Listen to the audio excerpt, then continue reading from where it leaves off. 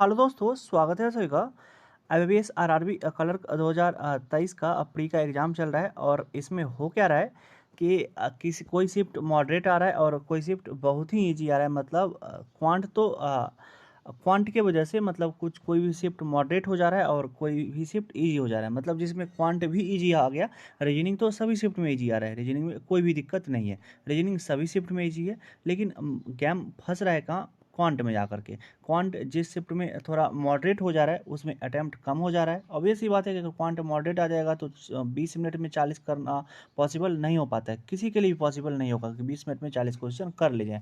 और क्वांट का level moderate रहता है। तो मॉडरेट किस वजह से किया किया जाता है कि DI को थोड़ा सा लेंदी किया जाता है, अर्थमेटिक में वेरिएबल डाल दिया जाता है और रॉन्ग नंबर सीरीज भी डाल दिया जाता है। तो क्वांट का लेवल ऑब्वियस ही बात है कि मॉडरेट हो जाता है। और किसी किसी शिफ्ट में हो क्या रहा है कि मतलब अगर एक दिन में 4 शिफ्ट हो रहा है तो 2 शिफ्ट को इजी रखा जा रहा है और 2 शिफ्ट को मॉडरेट कर दिया जा रहा है। तो दोस्तों, अभी आप लोग का अगर किसी ऐसे शिफ्ट में एग्जाम है जिसमें क्वांट का लेवल सच में इंक्रीज हुआ था, मतलब जो सब हम बोले हुए थे कि आपको अर्थमेटिक में वेरिएबल बेस्ड क्वेश्चन देखने के लिए मिला, DI का क्वेश्चन लेंदी था और उसके वजह से आप लोगों का अटेम्प्ट कम रह गया है, तो घबराने की कोई भी ज़रूरत नहीं है। इसी के लिए दोस्तों IBPS RRB में एक नॉर्मलाइजेशन भी होता है, जिसमें होता क्या चीज़ है कि आपको शिफ्ट देखा जाता है कि किस शिफ्ट में बच्चे का किस शिफ्ट में था और किस शिफ्ट में बच्चे का अटैम्प्ट कम रह गया है। अगर इस शिफ्ट में भी मान के चलिए कि अगर आपका एवरेज अटैम्प्ट है, मतलब 60-65 तक अटैम्प्ट किए हुए हैं, तो आपका 70 टू 73 तक आपको नंबर मिलेगा अगर आपका एक्यूरेसी ठीक ठाक रहा तो।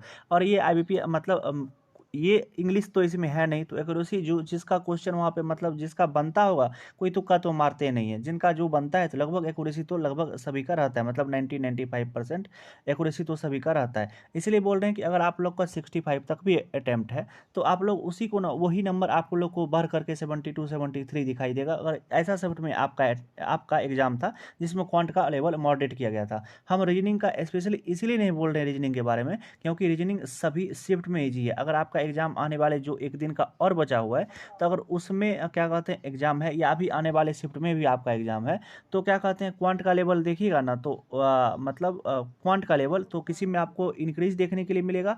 और रीजनिंग तो बहुत ही ईजी है, जा करके देखिएगा तो रीजनिंग के वजह से और पहले ही जा करके लोग रीजनिंग ही करते हैं क्योंकि रीजनिंग बहुत ईजी ही आ रहा है। तो क्वांट का लेवल इंक्रीज हो जा रहा है, तो क्या हो रहा है कि अटैम्प्ट कम हो जा रहा है। तो उसी के लिए इशू के लिए बोल रहे हैं कि घबराइएगा नहीं। अगर उस शिफ्ट में भी एग्जाम है जिसमें क्वांट का लेवल इंक्रीज था और आप लोग का एग्जाम उसी शिफ्ट में था, तो इसको घबराइएगा नहीं, इसको एक पॉजिटिव ही लीजिएगा कि नॉर्मलाइजेशन में हम लोग को बेनिफिट मिलेगा। और मिलेगा क्या? डेफिनेटली मिलेगा दोस्तों। IBPS RRB में 10-10 नंबर तक भर करके आता है। और अगर शिफ्ट ईजी रहता है ना, तो फुल में फुल अटैम्प्ट भी कीजिएगा तब पर भी आपका सिलेक्शन रुक जाता है, क्योंकि आप लोग का क्या रहता है कि कुछ मार्क्स घटा दिया जाता है जो शिफ्ट ईजी रहता है, और जो शिफ्ट हार्ड रहता है उसका नंबर बढ़ा करके दिया जाता है। और ये 10-10 नंबर तक बढ़ता है, हम ये देखे हुए हैं कि IBPS RRB में 10-10 नंबर तक बढ़ करके आता है। मतलब आपका अटैम्प्ट अगर 65 भी है तो आपको 75 नंबर तक मिलने की संभावना रहती है। IBPS RRB में इस कदर नॉर्मलाइजेशन होता है। तो घबराइएगा नहीं दोस्तों, इसको एक अच्छे तरीके से ही लीजिएगा कि कम से कम आप लोग को अगर एक्यूरेसी रहेगा तो अच्छा खासा नंबर आप लोग को नॉर्मलाइजेशन में मिलेगा। अब चलिए दोस्तों, वीडियो को यहीं तक रहने देते हैं और कोशिश की थी आपको सभी कुछ अच्छे से समझा पाएँ कि कैसा पेपर आ रहा है, और अगर आपका शिफ्ट में अगर ये सब चीज़ हुआ है तो आपको किस तरह का बेनिफिट मिलने वाला है। तो कुछ भी नहीं दोस्तों, घबराइएगा नहीं। और अगर आपका अटैम्प्ट 65 तक है, मतलब 65 तक कर लिए हैं, तो आराम से मेंस एग्जाम का प्रिपरेशन कीजिए। और अगर आपका कट ऑफ 70 प्लस भी रहता है, आपके स्टेट का 72-73 भी रहता है, तब पर भी आप लोगों का क्लियर हो जाएगा, कोई भी घबराने का दिक्कत नहीं है। अब चलिए दोस्तों, सभी चीज़ के ऊपर बात कर लिए, और ये भी बता दिए कि कितना अटैम्प्ट अगर आप लोग करके आए हैं डिफिकल्ट वाले शिफ्ट में, तो आप मेंस का एग्जाम का प्रिपरेशन कर सकते हैं। और चलिए दोस्तों, वीडियो को अब यहीं तक रहने देते हैं, और अगर वीडियो अच्छा लगा हो तो एक लाइक वीडियो को दे दीजिएगा, और अगर अभी तक भी चैनल को सब्सक्राइब नहीं किए होंगे तो प्लीज़ चैनल को सब्सक्राइब कर लीजिएगा। और मिलते हैं इसी तरह के किसी एक दूसरे वीडियो में दोस्तों, तब तक आप भी अपना ध्यान रखिए। Love you, bye bye.